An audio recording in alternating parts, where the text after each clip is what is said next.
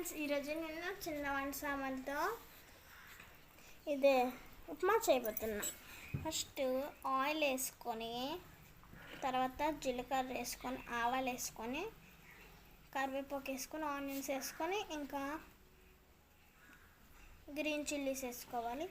తర్వాత కొంచెం నీళ్ళు వేసుకోవాలి.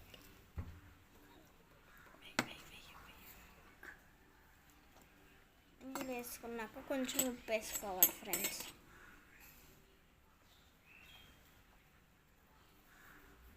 సరిపడినంత ఉప్పు. ఈ నీళ్ళు మరగాలి కొంచెంసేపు. తర్వాత నూకైతే వేయాలి friends.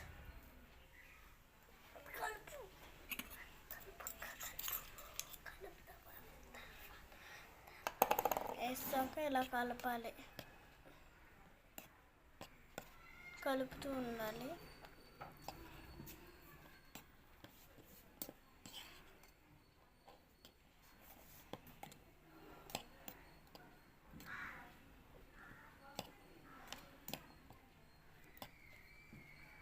Upma is ready my dear friends. చూడండి అంతా ముద్దగా అయ్యిందో. Bye friends.